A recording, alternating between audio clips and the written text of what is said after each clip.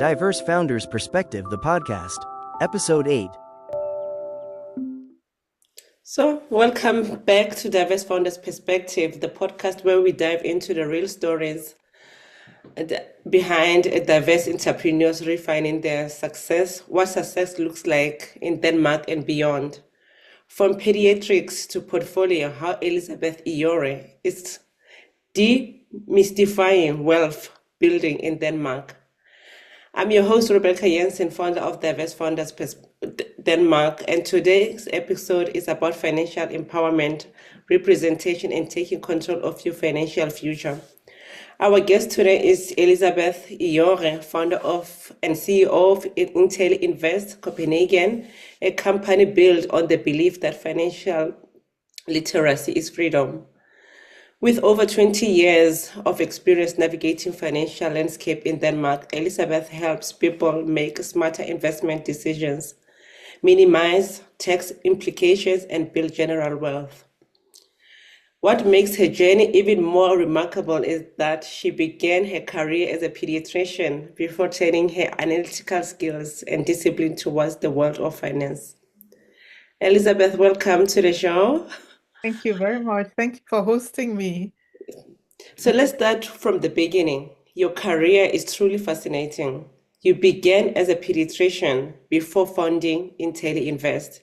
What inspired you to make such a transition from healthcare to finance? Well, in 2023, I chose to stop working. And I would say it wasn't by choice that I chose this, but this was a combination of illness, a new leadership, and extremely poor working environments. And I felt that I couldn't stay in such a negative, destructive environment. And so I decided to stop working, and this was not planned. So after a few months at home, the idea of starting my business came to me. And this is because I've been investing for many years, and I had actually been doing what I do now on a you can say free basis for my family, getting them started investing. All my children are investors, and then my friends. And so I thought, why restrict it to just people I know or people within my circle? I could make much more impact by uh, reaching out to the broader community and talking about financial freedom and investing. And what I noticed through the years in my interactions with ladies, and so these are people I've interacted with socially in the workplace. And I would say I'm a very free person, so I interact with all social levels, high and low. And I found that the one thing that, is common is that so many women are very ignorant of their finances. And to compound that is the ignorance of how ignorant they are. But one thing is to know, one thing is to be ignorant and to say, oh, well, there's a knowledge gap here I need to do something about. Another thing is to be ignorant and think, well, there's nothing wrong. Everything is fine. I'm doing fine when you're not. And I found that it really doesn't matter whether people had a high salary or a low salary, whether they were highly educated or lowly educated. This was a general picture I saw among women, especially among foreign women, but also among Danish women. And so I thought this lack of awareness, really needs to change. And right now, a lot of people are talking about financial literacy. So I'm not the only person on the scene, but I felt inspired to do something for people in general, women in particular, and even more in particular, foreign women in Denmark, because Although I'm not foreign, I'm Danish. My mother is Danish, my father Nigerian. So I have had the experience of feeling foreign, Yeah. even though I'm Danish, and so I understand the impacts it can have on a woman's life to move to a new country, getting a new job, trying to settle in socially, and then having the whole finance thing on top of that, not understanding the system, limited understanding of the language, making things much more difficult. And then people just lose interest and think, okay, I can't do this, even if it's a desire that they have. Yeah, And I've Elizabeth, that, yeah. you've also previously mentioned that during a 2008 financial crisis was a huge turning point for you. What Yeah. moment, that moment when you saw your pension lose half of its value? Can you take us back to that experience, how that experience felt like, and how it shaped your approach to investing today? Well, I was in shock.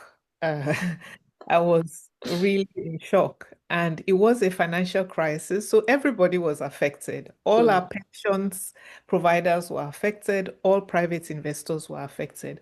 But I took it really personally because I did not feel in any way rich or wealthy. I felt these were scripts that I had put together for my old age, and I had entrusted my bank. So for me, I felt devastated actually. And then I felt that, well, this cannot happen again. Now it's happened once, but it cannot happen again. So I need to take control. I need to understand what's going on.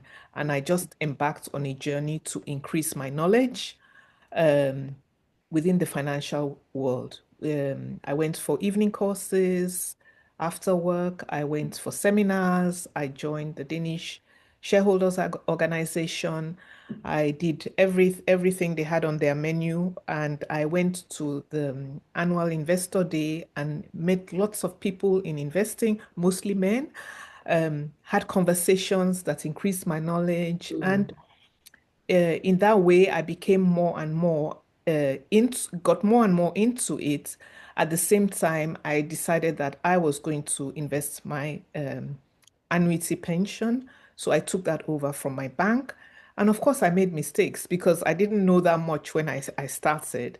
And but I also had successes. So as my knowledge grew, the increase in my successes grew along with it. But I have also had um, some mistakes which could have been avoided if I knew what to do. And I'm thinking, why should somebody else go through the whole pain of making exactly the same mistake, where if they can have a conversation with me, they could avoid certain very obvious things to someone who is experienced, but yeah. of course, not obvious when you don't know about it.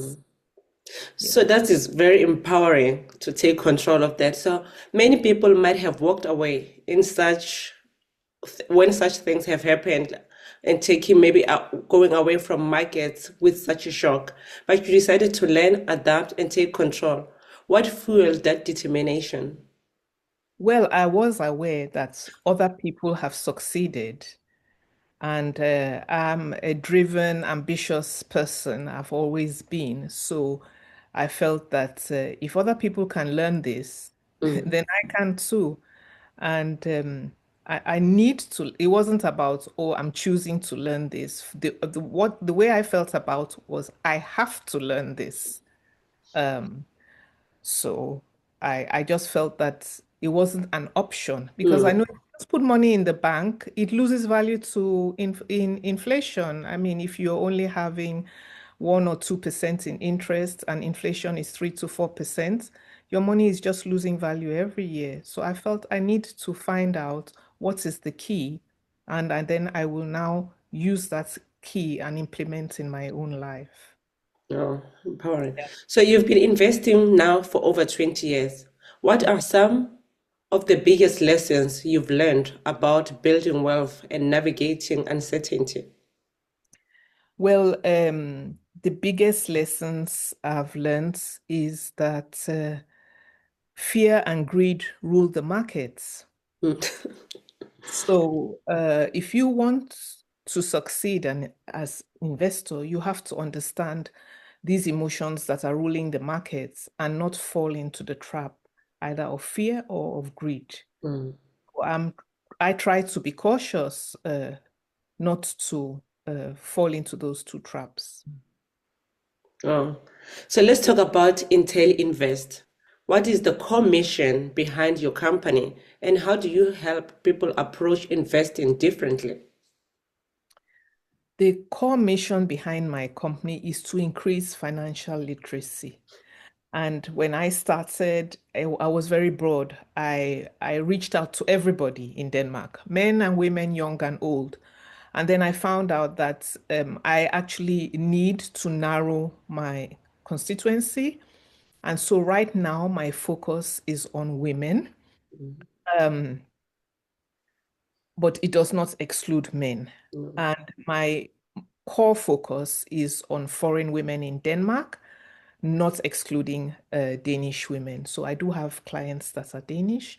And the purpose of financial literacy is to increase knowledge, investment knowledge, and net worth. Yeah. And when you increase net worth on an individual level, it creates a less stressful environment at home, knowing that at least on certain financial issues, you do not have to worry or stress about them. But on a broader community level, finance is what makes change happen. So if, as a community, we first of all build our own personal finance, then we can go into community things like I want to provide a village in Africa with water, or I want to provide a school in my father's hometown. How do I go about this without finances?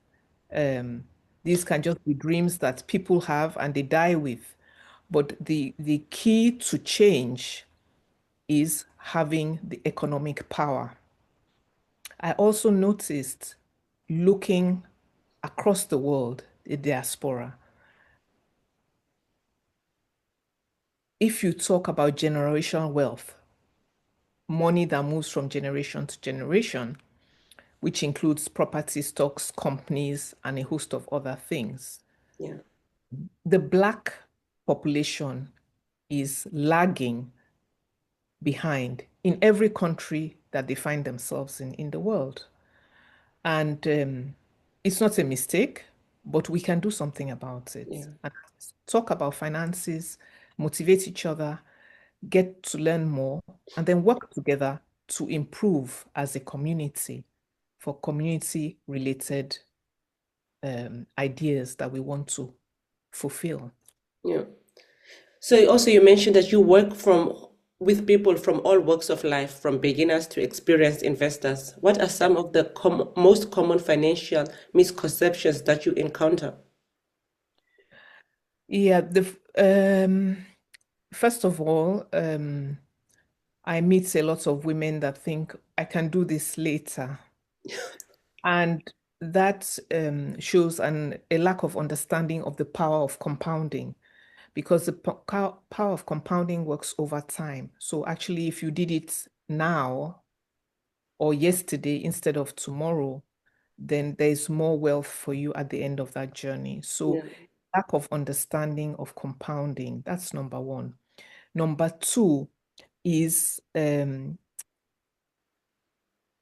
thinking that investing is dangerous. I'm scared to lose my money.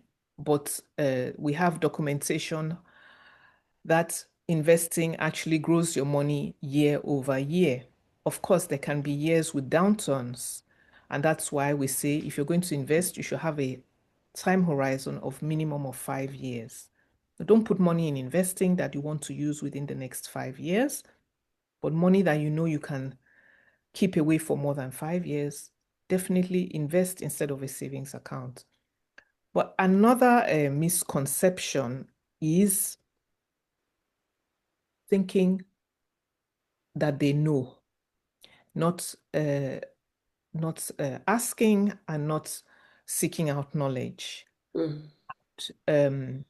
This is actually a dangerous misconception of thinking that now I've started investing, now I know enough. And I think those are the three most significant misconceptions Yeah. that I encounter regularly. So what does it mean for maybe understanding the Danish tax system? Is it key to optimizing returns? And why do you think this part of investing is often overlooked? And how do you make it approachable for your clients? Well, the Danish tax system is complicated, more complicated than it needs to be, and even many Danes don't understand their taxes. Yeah. But definitely, if you're looking on a long-term basis, how is it going to affect my returns? It definitely matters where you put your money first. So, um, understanding the tax system and how it works and how investments are taxed on the different types of investments accounts available enables you to get greater returns at the end by understanding where to place your money first. And as I was explaining to one lady yesterday, it's like a band. You have a band, you're not saying only the piano should play or only the guitar should play or only the drums should play. You want to play the drums, the guitar, the violin, and the piano all together to get the beautiful music. And so it's not about excluding one type of investment or excluding another type of investment, but it's about making sure you don't put all your eggs in one particular investment account to the detriment of the other investments accounts, and understanding how they relate to each other and how they affect your gains at the end. Interesting.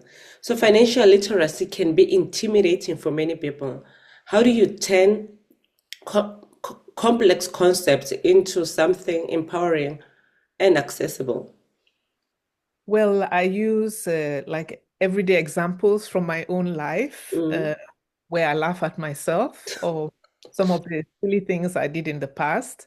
And then I use diagrams and pictures and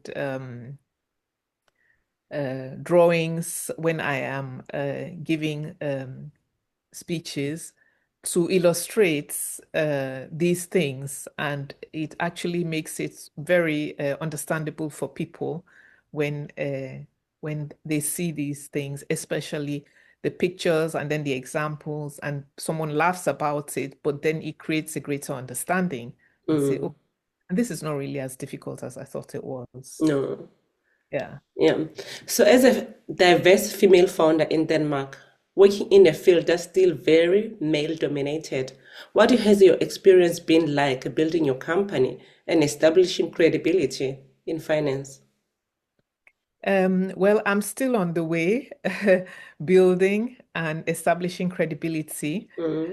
Um, I think it's tougher than I realized when I started, and I'm still on the journey. Um, and I think it takes more effort as a diverse founder to be recognized Yeah. and to build the trust and likability that is needed for any business. But I'm ready for the fight, and I'm Yes. Bring it on. content. So how has your background, both as a woman and someone with international perspective, influenced the way you approach business and mentorship? Well, I was born in Denmark and I grew up in Nigeria. And then I came back to Denmark to live as an adult. I spent summer holidays with my grandmother here, so Denmark was not at all foreign to me. But in Nigeria, it was a strict upbringing, strict at home and strict in school, and very goal-oriented, goal-focused. What are you doing now? So that has helped me in my it's become part of my personality, and it has helped me in my approach to medicine. I was one of the most thorough doctors, and you need, if when you are taking care of people's lives, you need to be able to calculate the little decimal that you're giving the right amount of medicine and not too much.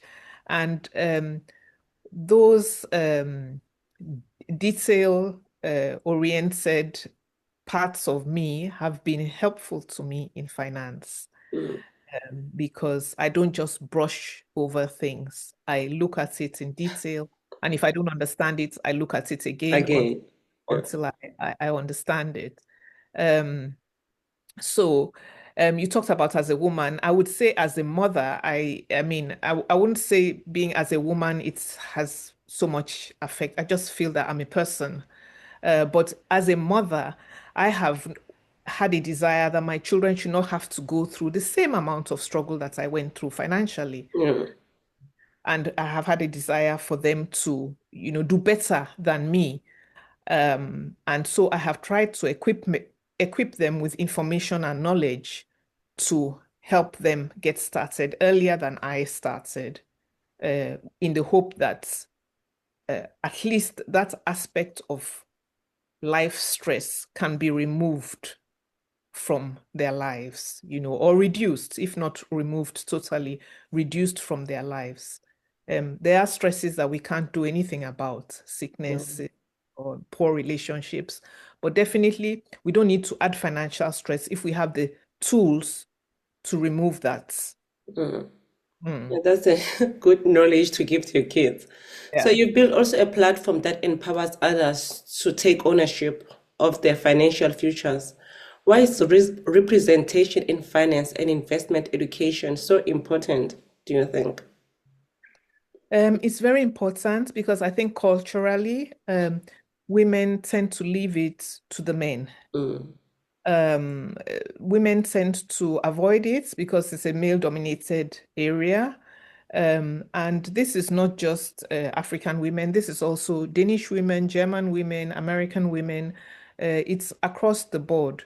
So women tend to focus more on nurturing and care and the daily things in life. And at this stage of my life, I see finance as also nurture and care. So I don't see it as a complete change from healthcare. In healthcare, I was taking care of sick babies and their parents.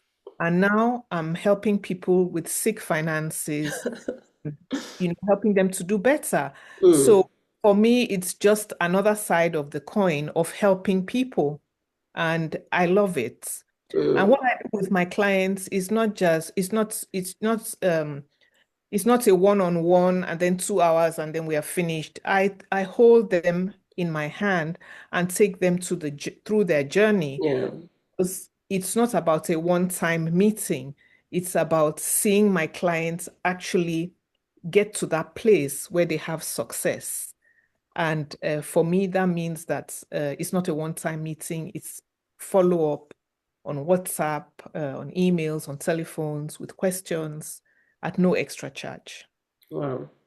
So what does diversity and inclusion mean to you? Not just as a buzzwords people like to make it sound like, but in the context of your work and your mission.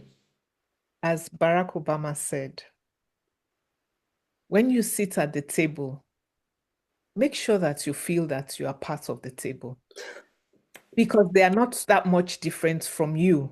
No.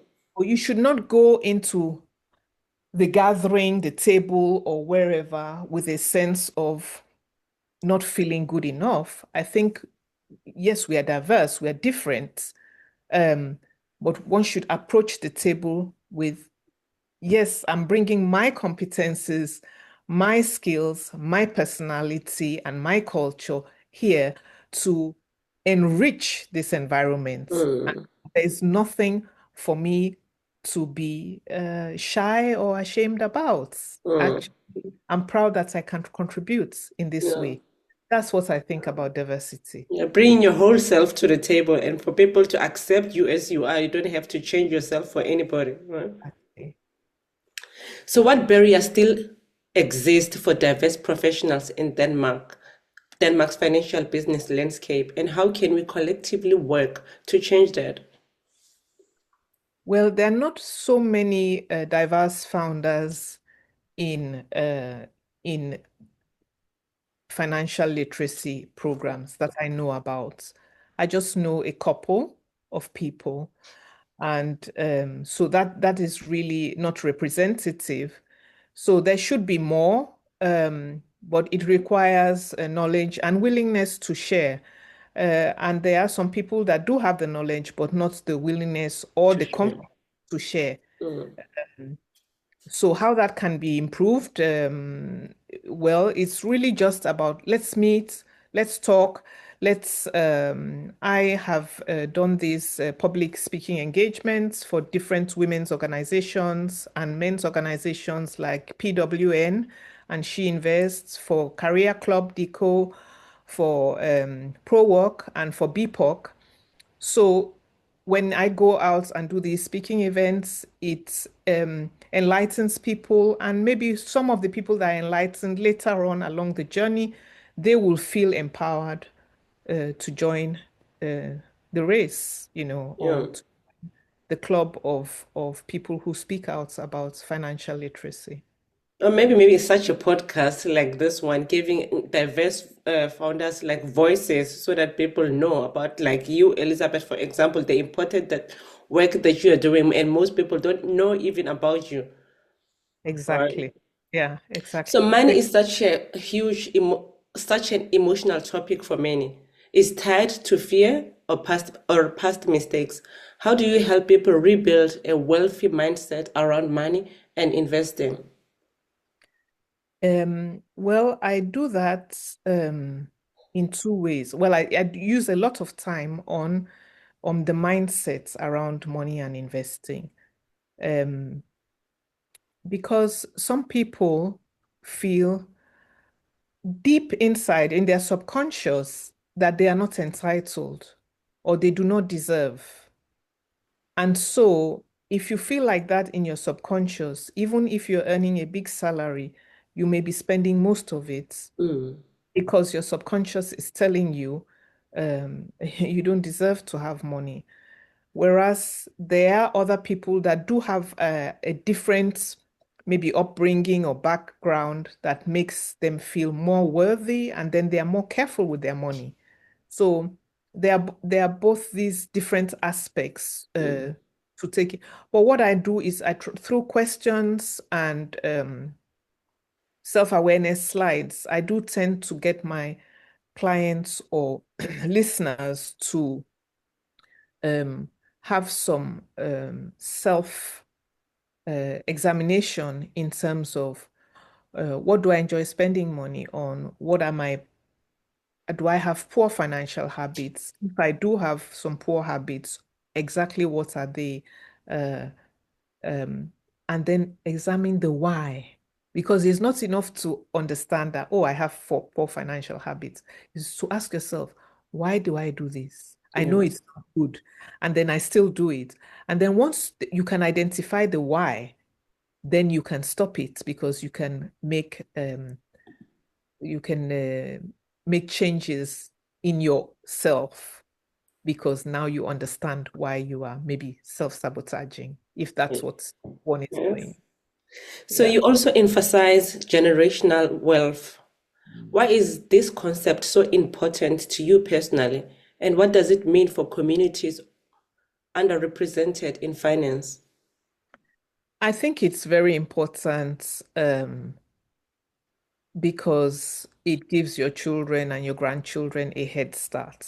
Mm, But really, it's not about leaving 1 million to your children. I think the greatest thing you can leave to your children is the understanding of how they can create their own wealth. mm, So the greatest thing you can give your kids, can transfer to your kid, is financial literacy, so that they understand um, what to do, whether you are there or not. yeah, And I know some mothers that would rather invest in their children's child savings account than invest for themselves. And I think that is wrong. You as a parent, you have to make sure that you have enough. And then when you have enough, you can invest for the child. So some of us do things in the opposite way. But generational wealth also means home ownership, um, having a piece of the pie that we work so hard for, and we pay high taxes for. And so why should a certain part of the community, be left out? So that's a good approach to look at it. Is that airplane thing that you have to put your mask first to yourself and then put mask to others afterwards? Well, that's good. So do you think financial literacy is also a form of social empowerment, especially for women and minorities? Definitely is social empowerment, is emotional empowerment, is financial empowerment, and is physical empowerment. Mm, Um, Even in Denmark, the recent um, statistics show that people living in the poorer communities die 5 years earlier than people living in the richer communes. wow. That is among Danish people. Mm, So wealth has an impact on longevity, mm, also has an impact on quality of life. wow. For all these reasons, it's good for us to pursue it. But I don't believe that wealth in itself makes you happy, but the Mm. lack of it can make you miserable. That's a good point to make. Yeah. So, what are some of the small practical steps someone can take today to start taking control of their financial life? Well, if you don't have a budget, make a budget. That's number one. If you don't have a savings, start saving. And if you're not investing, start investing. The greatest investment you can make is investing in yourself and your knowledge. True to that. So, Elizabeth, we are running out of time, and I have some quick, rapid questions. And please say first thing that comes to your mind. Okay. So, the first investment you ever made, Novo Nordisk. a money lesson you wish you learned any earlier, Uh, Compounding, understanding compounding. Yeah. coffee or spreadsheet to start the day, Coffee, always coffee. a book or podcast that changed how you think about money. The Richest Man in Babylon by Mm, Clayton. mm. What does financial freedom feel like to you? It's about freedom of choice. Mm. One word that describes your investment philosophy. Humility. Wow. So, Elizabeth, your journey from medicine to finance is such a powerful reminder that reinvention is possible at any stage of life. Before we wrap up, what message would you like to leave to our listeners, especially women and diverse professionals who want to take charge of their finances but don't know where to start? You can do it. Invest in yourself first Hmm. by getting knowledge. And contacting Elizabeth to talk Yeah, more about it. I'm available. Yeah. Yes, thanks. Yeah.